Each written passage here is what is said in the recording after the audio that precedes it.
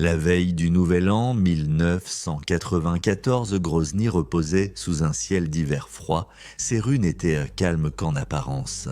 Des colonnes blindées russes pénétraient dans la ville, leurs moteurs résonnant contre les bâtiments en ruine. Des chars et des véhicules de transport de troupes roulaient sur les routes fissurées, prêts à frapper au cœur de la résistance tchétchène. Moscou s'attendait à une victoire rapide, convaincu que les séparatistes seraient submergés. La réalité sur le terrain, cependant, était très différente.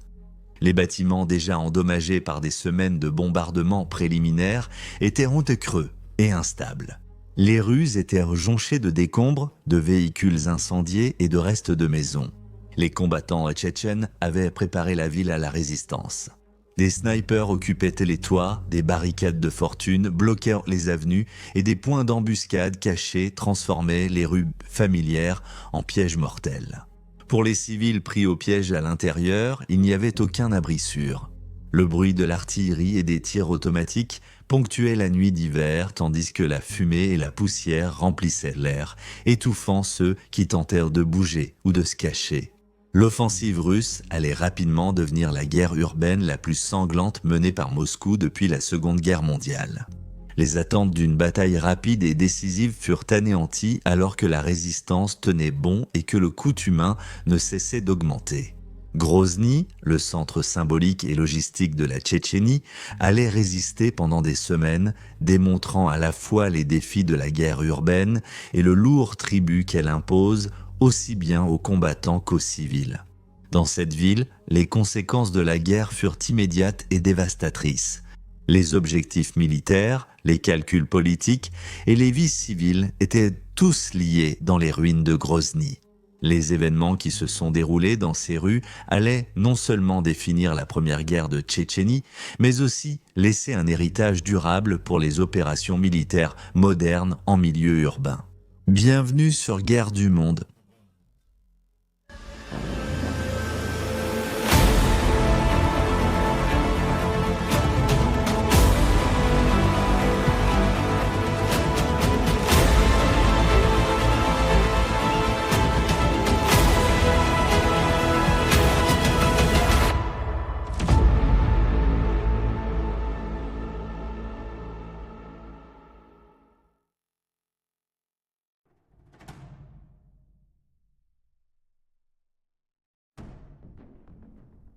Lorsque l'Union soviétique a commencé à se désagréger à la fin des années 1980, personne n'aurait pu prédire à quel point les conséquences allaient bouleverser violemment le pouvoir dans le Caucase du Nord. La Tchétchénie, longtemps une région agitée sous la domination soviétique, a vu le nationalisme monter en flèche sous les politiques de la glasnost et de la perestroïka. En 1990, le Congrès national de tout le peuple tchétchène a été formé sous la direction de Djoko Douraïev, un ancien général de l'armée de l'air soviétique. Alors que l'autorité soviétique s'affaiblissait, le mouvement de Douraïev a saisi l'opportunité. En octobre 1991, les forces qui lui étaient loyales ont pris le contrôle du siège du KGB à Grozny, ainsi que des installations de radio et de télévision. Le 2 novembre 1991, le congrès de Douraïev a déclaré l'indépendance de la Tchétchénie, la République tchétchène d'Itch-Corée. Moscou, nouvellement dirigé par Boris Yeltsin, a refusé d'accepter cela. La déclaration n'a pas été reconnue et les tensions se sont intensifiées. Le gouvernement russe a tenté d'imposer son cadre légal et constitutionnel sur la Tchétchénie, affirmant que la sécession était illégale, tandis que le gouvernement de Douraïev cherchait à établir des institutions indépendantes. Le traité constitutionnel proposé en 1992 par Moscou aux différentes républiques de l'ancien espace soviétique a été rejeté par la Tchétchénie. L'administration de Doudaïev a plutôt adopté sa propre constitution, son drapeau et son hymne, agissant concrètement comme un État, même si beaucoup de ses institutions étaient fragiles et manquaient de ressources. Pendant ce temps, la Tchétchénie a souffert de conflits internes. Les non-tchétchènes, en particulier les Russes ethniques, ont fui ou ont été expulsés. La criminalité, l'anarchie, les luttes politiques entre les groupes d'opposition et les luttes de pouvoir ont affaibli le contrôle central à Grozny. Les opposants de Doudaïev ont créé le Conseil provisoire, divisé mais soutenu tacitement par la Russie. Parmi ces tensions, on comptait notamment des incidents de violence, de sabotage et des affrontements armés de petite envergure à l'intérieur de la Tchétchénie entre les forces pro-Doudaïev, les groupes d'opposition et les services de sécurité russes. Cette instabilité a donné à Moscou des raisons de riposter, en faisant valoir que la Tchétchénie devenait une région sécessionniste sans foi ni loi, menaçant à la fois la stabilité régionale et l'intégrité territoriale de la Russie. Grozny, la capitale tchétchène, se trouvait au cœur de ce conflit. Autrefois une grande ville industrielle sous le régime soviétique, elle abritait des raffineries de pétrole, des usines, des oléoducs, des nœuds ferroviaires et une infrastructure conçue pour servir l'ensemble de l'économie soviétique. La ville n'était pas seulement importante symboliquement en tant que siège du gouvernement séparatiste de Doudaïev, mais elle était aussi d'une importance économique vitale. Le contrôle des champs pétrolifères, des routes de transit des oléoducs et des capacités de raffinage signifiait le contrôle des revenus, la capacité d'importer des armes et la légitimité sur l'administration civile. Les préoccupations de Moscou incluaient non seulement l'arrêt de la sécession, mais aussi la limitation des fuites économiques dues aux exportations illégales de pétrole et à la perte de revenus provenant des oléoducs traversant la Tchétchénie. En 1994, la situation a atteint un point de rupture. La Russie, sous la direction du ministre de la Défense Pavel Gradsev, a commencé à se préparer à une intervention militaire. Les débats internes à Moscou ont montré que certains officiers supérieurs de l'armée exprimaient des inquiétudes quant à la sous-estimation de la détermination tchétchène et à la surestimation des capacités russes. La collecte de renseignements était faible, les cartes inexactes et la logistique mal préparée. Mais malgré cela, des plans ont été élaborés pour rétablir ce que Moscou appelait l'ordre constitutionnel par la force si nécessaire. L'opposition pro-russe au sein de la Tchétchénie a été encouragée par exemple en soutenant le conseil provisoire dirigé par Oumar Avtourkanov et des opérations secrètes ont été menées pour déstabiliser le gouvernement de Doudaïev. À la fin du mois de novembre 1994, une force d'opposition soutenue par la Russie a lancé une tentative ratée de s'emparer de Grozny, ce qui a clairement montré que Doudaïev n'allait pas tomber facilement. Le 29 novembre, Eltsine a lancé un ultimatum. Désarmez-vous, libérez les prisonniers et dissoudez ce que Moscou appelait les formations armées illégales. Douriev a refusé. Peu de temps après, des ordres ont été donnés pour préparer une invasion à grande échelle. Début décembre 1994, des dizaines de milliers de soldats réguliers russes et d'unités paramilitaires étaient amassés dans les régions voisines, le Daghestan, l'Ingouchie, l'Ossétie du Nord, et des frappes aériennes sur Grozny et ses environs ont commencé.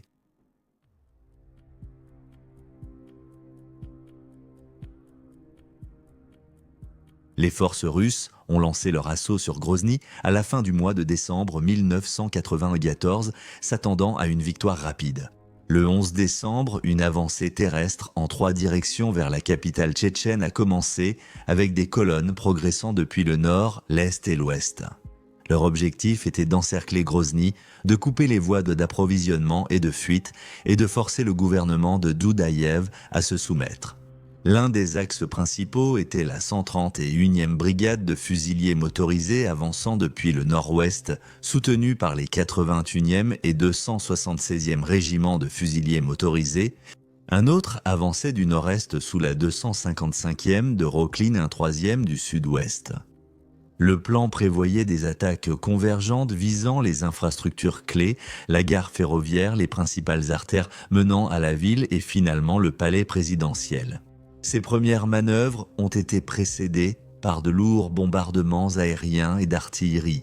Des avions et hélicoptères russes, accompagnés d'artillerie à roquettes, ont pilonné les positions tchétchènes, les villages près de Grozny et même les zones suburbaines. Les civils ont tenté de fuir ou de se réfugier dans des sous-sols, des caves ou des abris souterrains. Mais beaucoup sont restés dans la ville, piégés par le manque de moyens de transport et de couloirs humanitaires. Human Rights Watch a publié un rapport en janvier 1995 décrivant le bombardement de la ville par la Russie. Citation : « De telles tactiques punissent cruellement les quelques 100 000 civils qui restent à Grozny, certains s'accrochant tenacement à leur maison, mais la plupart n'ayant nulle part où aller ni de moyens de quitter la zone de guerre. Ils ont été réduits à une existence brutale et souterraine. Ceux qui restent représentent les segments les plus vulnérables de la société, les personnes âgées et faibles, les handicapés, les pauvres. Des témoins oculaires ont raconté à nos chercheurs avoir passé des semaines entières dans des sous-sols pour ensuite être attaqués lorsqu'ils sortaient chercher de l'eau ou un morceau de pain de temps en temps. Ils ont raconté avoir fui une cave en feu après que les bombardements ont incendié les étages au-dessus. L'offensive de 5 semaines de la Russie a provoqué environ 350 000 déplacés, un nombre incalculable de morts civiles, et la destruction d'une ville qui abritait autrefois 400 000 habitants. Fin de citation. À mesure que décembre laissait place au réveillon du Nouvel An 1994, l'assaut terrestre a véritablement commencé. Des colonnes blindées russes sont entrées dans Grozny depuis plusieurs directions, soutenues lorsque cela était possible par des hélicoptères d'attaque Mi-24, de l'artillerie et des frappes aériennes. Cependant, des problèmes logistiques, un manque de renseignements précis, une méconnaissance du terrain urbain et une mauvaise coordination ont entravé l'assaut. Certaines unités, arrivées en retard ou mal dirigées, se sont retrouvées isolées et exposées. Le terrain urbain dense, composé de rues étroites, de groupes d'immeubles et d'usines en ruine ou abandonnées, favorisait les défenseurs. Les défenseurs ont tiré parti de chaque avantage. Ils se fondaient dans la population civile, utilisant les égouts, les caves, les tunnels et les sous-sols pour se déplacer, se cacher, frapper, puis disparaître.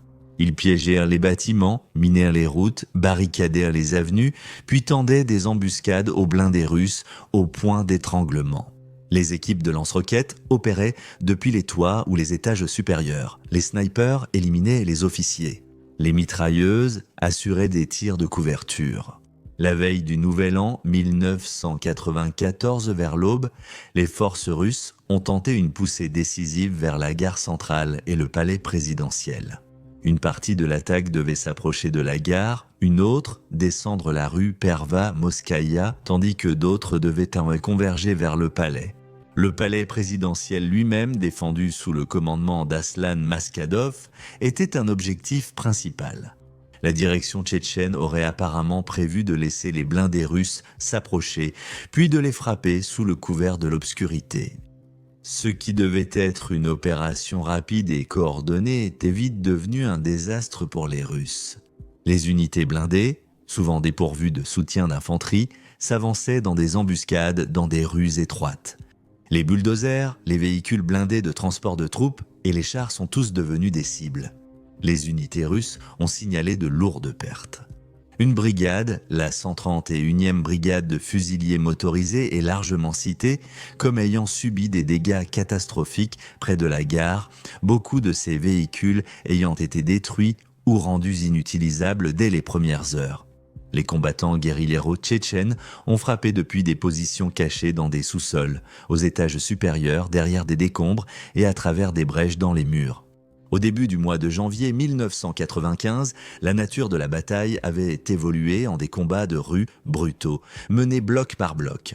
La puissance aérienne russe était parfois limitée par la météo.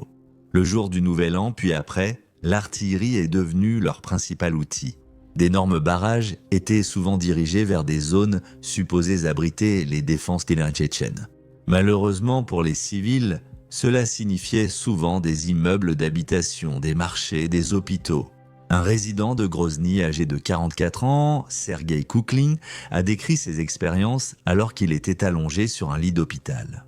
Citation, « Des tirs d'artillerie venèrent de toutes parts. Il n'était pas clair d'où cela venait, ni ce que cela visait. Il n'y avait pas d'avion, seulement des tirs d'artillerie. J'ai une maison. À 13h, un obus est tombé sur ma maison. À ce moment, j'étais dans la cave de mon voisin. Quand j'ai entendu l'explosion à proximité, je suis allé voir et j'ai vu que ma maison avait été touchée et que le toit avait été soufflé. J'ai vu que la maison ne brûlait pas, mais que le toit avait été complètement soufflé. Environ 3 minutes après être sorti, j'ai été touché dans le dos. L'explosion était à environ 20 ou 30 mètres et à environ 500 ou 600 mètres de l'abri anti-bombe. Des éclats m'ont blessé. Après cela, les personnes présentes ont bandé ma blessure. Mais où pouvaient-ils m'emmener? Les bombardements continuaient. Il y avait des sifflements partout, des bips partout. Les éclats tombaient toujours. Je n'ai pas perdu connaissance et suis resté allongé jusqu'à environ 16 heures. Par chance, mon voisin est arrivé de Nazran. Il m'a mis dans sa voiture et m'a amené ici. Fin de citation. À l'intérieur de Grozny, les unités russes se sont retrouvées à plusieurs reprises prises en embuscade. Coins de rue, cours en ruine, bâtiments délabrés. Les Tchétchènes les utilisaient tous. Un survivant se rappelait que les chars russes pénétraient dans les rues latérales, aussitôt atteints par des tirs de lance-roquettes anti-chars venant des étages supérieurs. Lorsque les chars s'arrêtaient, l'infanterie qui les suivait était prise pour cible. Les snipers, souvent invisibles jusqu'au moment du tir, éliminaient les officiers et les signaleurs. Maskadov et d'autres commandants tchétchènes utilisaient des tactiques de harcèlement, évitant les grandes formations. Certaines brigades se sont retrouvées isolées, obligées de défendre des positions de fortune sous un feu incessant. La destruction s'est intensifiée. L'architecture de la ville est devenue en ruine. De longues rangées d'immeubles construits dans le style soviétique, des ruelles étroites et peu d'abris en dehors des rues bâties. Les bâtiments se sont effondrés après les bombardements. Fumée, poussière et incendies étouffaient l'air. L'électricité, l'eau et l'assainissement ont pratiquement cessé. Les rares hôpitaux encore debout étaient débordés ou ont été détruits. Les civils fouillaient pour trouver de la nourriture et de l'eau, et rares étaient ceux qui avaient un abri sûr. De nombreuses personnes déplacées ont fui la ville, tandis que d'autres sont restées malgré les bombardements, piégées par les décombres ou refusant d'abandonner leur maison. À la fin janvier, les forces russes avaient pris le contrôle partiel de certains secteurs, des routes principales et de parties du centre-ville. Mais le coup avait été énorme. Ce qui devait être une victoire rapide s'est maintenant transformé en plusieurs semaines de combats urbains. Le moral des Russes a été ébranlé par la résistance inattendue. Les défenseurs tchétchènes, bien qu'ils manquaient d'armes lourdes, avaient transformé la destruction de la ville en une arme à part entière. L'assaut s'était transformé en un combat d'usure. Chaque rue, chaque bâtiment et chaque couloir étaient disputés. Le froid hivernal, le manque de communication claire, l'isolement des unités et les incidents de tirs amis ont tous aggravé les pertes russes.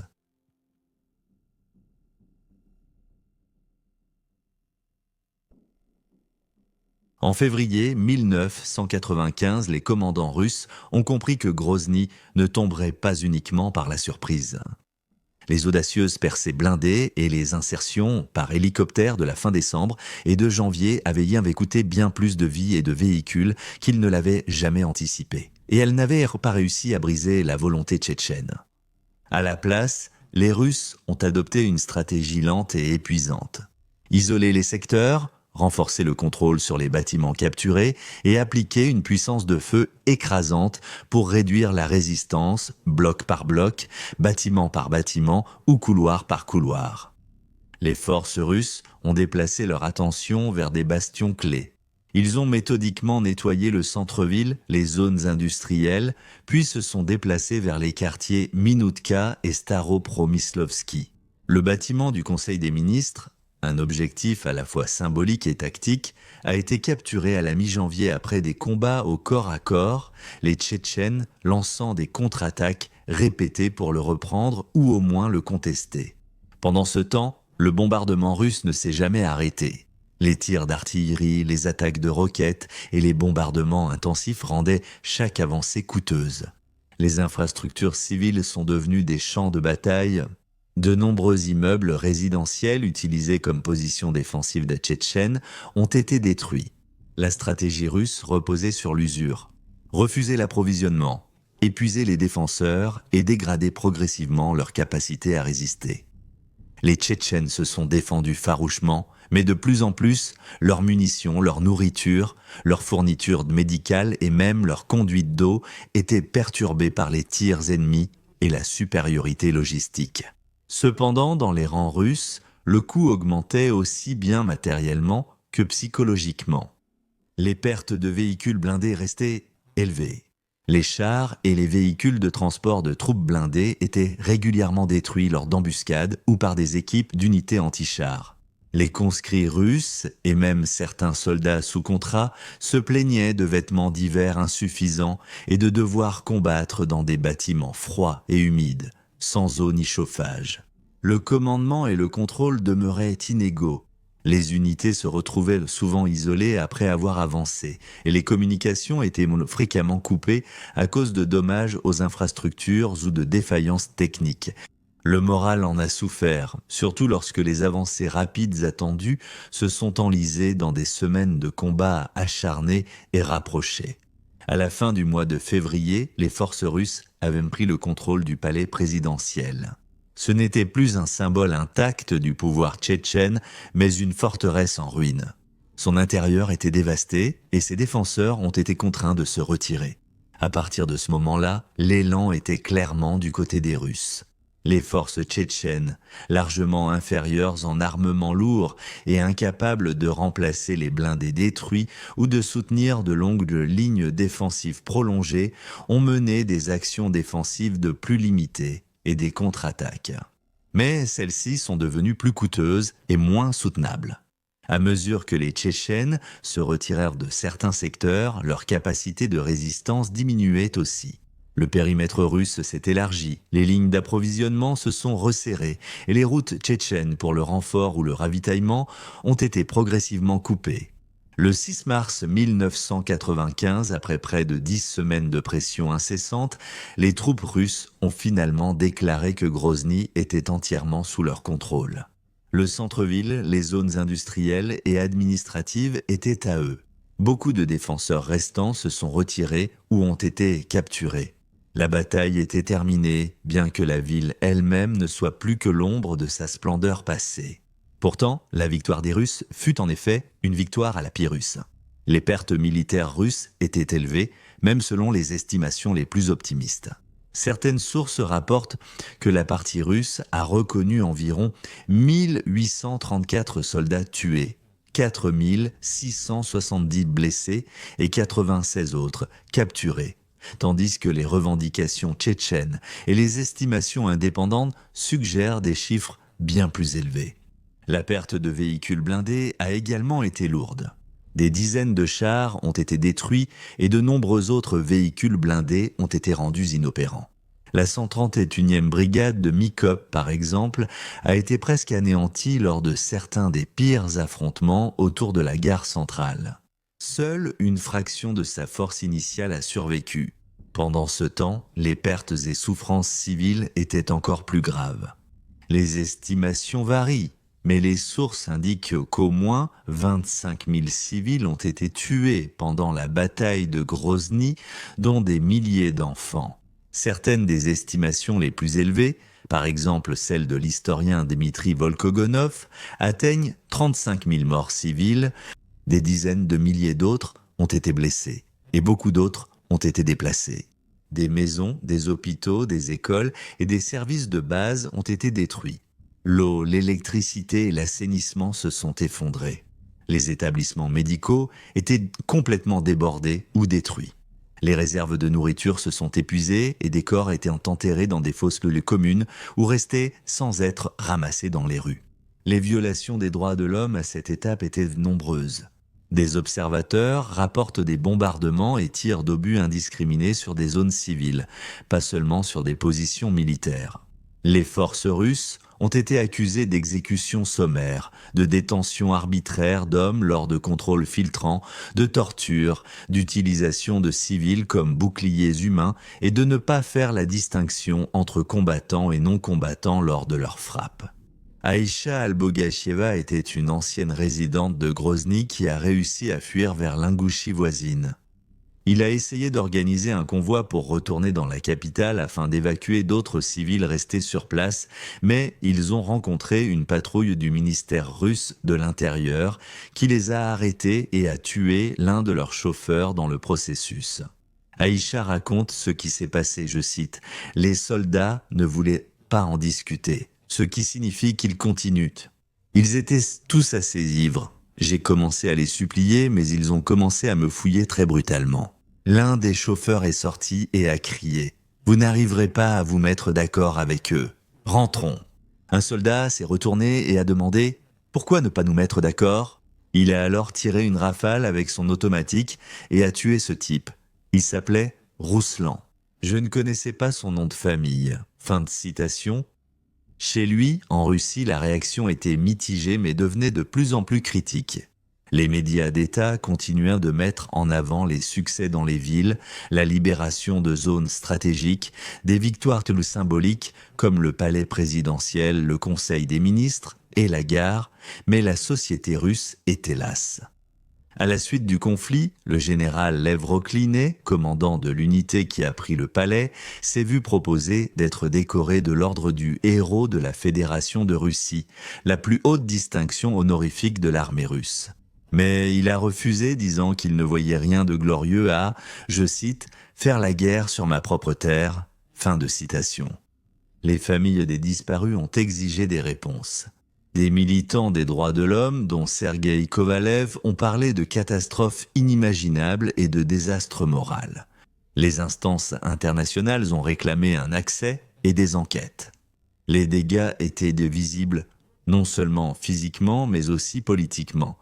La confiance dans la compétence militaire a été fragilisée. Le coût en vies humaines et en finances est devenu une question centrale. Au final, les Russes avaient capturé Grozny et perturbé l'infrastructure militaire majeure des Tchétchènes. Mais le coût en vies humaines, en morale et en destruction matérielle a été immense.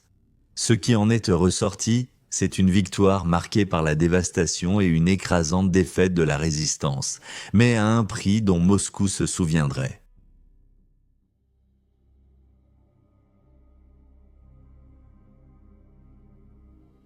Après que les Russes ont déclaré la victoire à Grozny, en mars 1995, la ville était en ruine et la résistance tchétchène est entrée dans la clandestinité. Mais la bataille était loin d'être terminée. Alors que l'hiver laissait place au printemps et que les mois passaient, les combattants tchétchènes se sont regroupés dans les montagnes et dans les ruines des villes, s'adaptant une fois de plus. Les responsables à Moscou, y compris le président Boris Eltsine, voyant le coût croissant en hommes, en matériel et en mécontentement intérieur qui devenait un fardeau politique. La scène était désormais prête pour une nouvelle offensive des Tchétchènes à l'été 1996. Le 6 août 1996, les forces tchétchènes, sous le commandement de chefs comme Shamil Basaïev et Aslan Maskadov, ont lancé une offensive audacieuse pour reprendre Grozny, souvent appelée Opération Djihad ou la bataille de Grozny de 1996. Avec environ 1500 combattants, ils ont infiltré la ville depuis plusieurs axes, contournant de nombreux postes de contrôle russes et frappant des installations militaires et administratives à Grozny. Les garnisons russes, estimées entre 7000 et 12 000 soldats, ont été prises au dépourvu. Les Tchétchènes ont encerclé de nombreux avant-postes, coupé les routes d'approvisionnement et semé la panique parmi les forces pro-Moscou. Les tentatives russes d'envoyer des renforts ou des blindés à Grozny ont souvent été prises en embuscade, les colonnes perdant chars et véhicules de transport de troupes. En quelques jours à peine, les Tchétchènes contrôlaient de vastes portions de la ville, ou du moins, ils empêchèrent les forces russes de circuler librement. Beaucoup d'unités russes ont été piégées, démoralisées ou contraintes de se retrancher dans des poches défensives. Pendant ce temps, les civils à Grozny, déjà en souffrance, faisaient maintenant face à une nouvelle vague de violence et de chaos. La prise de Grozny par les forces tchétchènes a choqué Moscou et a forcé un réexamen politique. Les négociations ont repris, médiatisées en partie par des personnalités telles qu'Alexandre Lebed, alors secrétaire du Conseil de sécurité de la Russie. Ces dialogues ont abouti à l'accord de Kazavio, officiellement signé le 30 août 1996 entre Lebed et Maskadov. Selon ces termes, les forces russes devaient se retirer de Grozny. Les troupes fédérales devaient se retirer de Tchétchénie avant le 31 décembre 1996 et des organes conjoints devaient être formés pour maintenir l'ordre et prévenir les pillages dans les zones libérées. La question cependant du statut juridique ultime de la Tchétchénie, y compris leur indépendance, a été reportée jusqu'à la fin de 2001. Pendant quelques années, ce règlement a apporté une paix fragile. Grozny était désormais sous contrôle tchétchène, bien que très gravement endommagé. Maskadov est devenu le président élu de la République tchétchène d'Itchkérie. Des efforts ont été faits pour reconstruire, restaurer les écoles, les infrastructures de base et la gouvernance locale. Pourtant, le cessez-le-feu n'a jamais signifié une stabilité totale, et l'anarchie est restée très répandue. Les seigneurs de guerre opéraient dans les campagnes. Les enlèvements, les kidnappings et les rivalités internes persistaient. La Russie, de son côté, continuait d'isoler économiquement la Tchétchénie et lançait périodiquement des raids transfrontaliers. Le gouvernement fédéral n'a pas officiellement reconnu l'indépendance tchétchène, et elle n'a pas non plus été reconnue au niveau international. Et beaucoup, au sein de l'establishment politique et militaire russe, considéraient l'accord de Khasavyot comme une pause et non comme une paix. Ces tensions ont éclaté à nouveau en 1999. En août, des militants venus de Tchétchénie ont traversé la frontière vers le Daghestan, tentant d'y établir une influence islamiste autonome, ce que la Russie a utilisé comme casus belli pour relancer des opérations à grande échelle. De lourdes frappes aériennes ont été suivies d'incursions terrestres. À la fin de 1999, Moscou déclara que les autorités tchétchènes avaient perdu le contrôle de la situation, et ainsi commença la Seconde Guerre de Tchétchénie. Parmi les événements précoces et décisifs figurait la deuxième bataille de Grozny, du 25 décembre 1999 au 6 février 2000, au cours de laquelle les forces russes ont assiégé la capitale.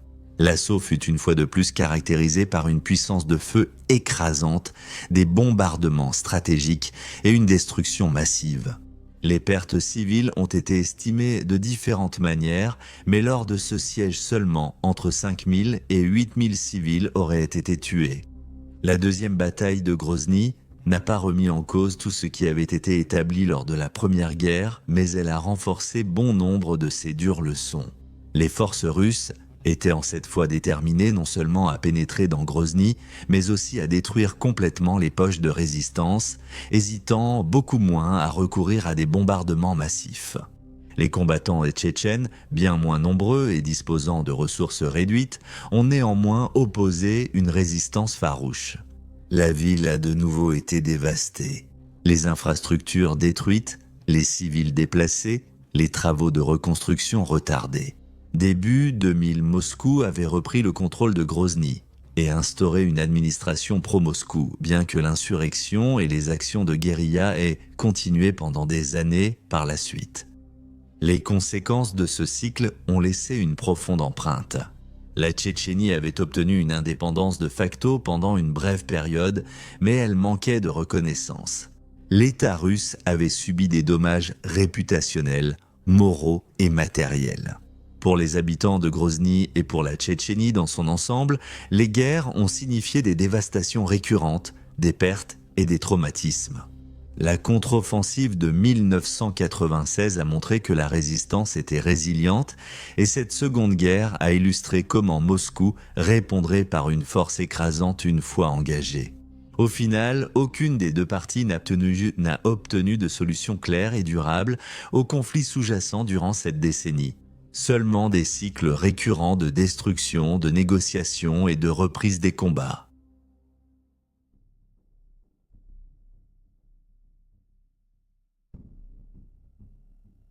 La Tchétchénie d'aujourd'hui présente une image paradoxale.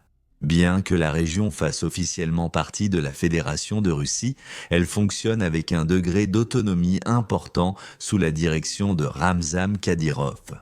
Kadyrov a déclaré la défaite du terrorisme au sein de la République, affirmant que la région a atteint la stabilité et le développement. Cependant, des rapports faisant état d'attaques récentes contre les forces de sécurité suggèrent que des défis persistent. Malgré cela, certains acteurs internationaux, comme l'Ukraine, reconnaissent la République tchétchène d'Itchkérie comme étant temporairement occupée par la Russie en 2022. La bataille de Grozny a profondément influencé la doctrine militaire russe. L'assaut initial a révélé d'importantes lacunes dans les tactiques de combat urbain, ce qui a conduit à une réévaluation des stratégies pour les conflits futurs. Les leçons tirées de la bataille soulignent la nécessité d'une meilleure coordination, d'un renforcement du renseignement et du respect des infrastructures civiles. Mais bien que ces enseignements aient pu être intégrés à la formation militaire russe et à la planification opérationnelle, en ce qui concerne le conflit actuel en Ukraine, les stratégies de combat urbain de la Russie ont souvent reflété les tactiques initiales utilisées à Grozny, caractérisées par des bombardements massifs suivis d'assauts d'infanterie, parfois qualifiés de tactiques de hachoir à viande. Par exemple, lors de la bataille de Mariupol, les forces russes ont utilisé des tactiques similaires d'artillerie lourde et de frappes aériennes, entraînant d'importantes pertes civiles et des dégâts considérables aux infrastructures. À l'international, la bataille de Grozny est citée comme un exemple à éviter pour les armées modernes. La destruction massive de la ville et le lourd bilan civil soulignent la complexité de la guerre urbaine et les difficultés à distinguer les combattants des civils. Le conflit a suscité des débats sur les implications éthiques des stratégies militaires et sur l'importance de respecter les lois humanitaires internationales. Les analystes militaires et les historiens font souvent référence à cette bataille pour souligner la nécessité d'adapter les tactiques à l'environnement urbain et la nature imprévisible de ce type d'engagement. La bataille de Grozny reste un rappel poignant des conséquences dévastatrices de la guerre urbaine. Son héritage continue d'influencer les stratégies et politiques militaires en soulignant la nécessité d'une planification minutieuse, du respect des vies civiles et de l'adaptabilité face à des scénarios de combat complexes.